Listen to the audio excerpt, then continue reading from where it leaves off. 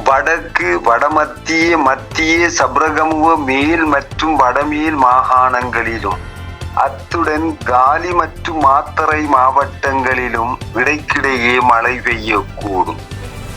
மத்திய மலை பிராந்தியத்தின் மேற்கு சரிவுகளிலும் மத்திய சப்ரகமுவ மேல், தென், வடமத்திய, வடமேல் மற்றும் வட மாகாணங்களிலும் அத்துடன் திருகோணமலை மற்றும் மட்டக்களப்பு மாவட்டங்களிலும் மணித்தியாலத்துக்கு சுமார் 50 முதல் 60 கிலோமீட்டர் வேகத்தில் அடிக்கடி பலத்த காற்று வீசக்கூடும்.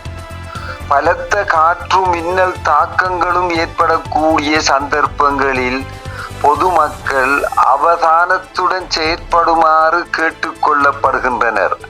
கடல் பிராந்தியங்களை பொறுத்தவரையில் வங்காள விரிகுடாவின் தென்கிழக்கு மற்றும் தென்மேற்கு பகுதிகளுக்கு மேலாக இணைந்து காணப்படுகின்ற சக்திமிக்க தாளமுக்கமானது மேற்கு வடமேற்கு திசையினூடாக நகர்ந்து தீவிரமடைந்து நேற்று இரவு 11:30 மணியளவில் சூறாவளியாக வலுவடைந்துள்ளது.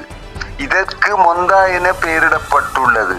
இந்த மொந்தா சூறாவளியானது முல்லைத்தீவுக்கு வடகிழக்கு திசையில் 610 கிலோமீட்டர் தொலைவில் வங்காள விரிகுடாவின் தென்மேற்கு மற்றும் தென்கிழக்கு பகுதிகளுக்கு மேலாக காணப்படுகின்றது. மொந்தா சூறாவளியானது வடக்கு வடமேற்கு திசையினூடாக நகர்வதுடன் மேலும் தீவிரமடைந்து நாளை காலை அளவில் மிக பலம் வாய்ந்த சூறாவளியாக வலுவடையக்கூடும். இதன் பிற்பாடு நாளை மாலை அல்லது இரவு வேளையில் ஒரு மிக பலம் வாய்ந்த சூறாவளியாக ஆந்திர பிரதேசத்தின் கரையை ஊடறுக்கும் என எதிர்பார்க்கப்படுகின்றது. காங்கேசன்துறை தொடக்கம் திருகோணமலை ஊடாக மட்டக்களப்பு வரையான கடல் பிராந்தியங்களுக்கு மறு அறிவித்தல் வரையில் மீனவர்களும் கடல்சார் ஊழியர்களும் செல்ல வேண்டாம் என எச்சரிக்கப்படுகின்றனர். காலி தொடக்கம் ஹம்மாந்தோட்டை ஊடாக பொத்துவில் வரையான கடல் பிராந்தியங்களுக்கு செல்லும் மீனவர்களும் கடல்சார் ஊழியர்களும் அவதானத்துடன் செயற்படுமாறு கேட்டுக்கொள்ளப்படுகின்றனர். திருகோணமலை தொடக்கம் காங்கேசன்துறை, மன்னார், கொழும்பு ஊடாக காலி வரையான கடல் பிராந்தியங்களின் பல இடங்களில் மழை அல்லது இடியுடன் கூடிய மழை பெய்யக்கூடும்.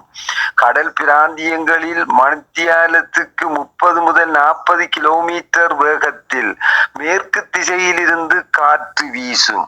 நாட்டை சூழவுள்ள கடல் பிராந்தியங்களில் மணித்தியாலத்துக்கு 50 முதல் 60 கிலோமீட்டர் வேகத்தில் அடிக்கடி காற்று அதிகரித்தும் காணப்படும்.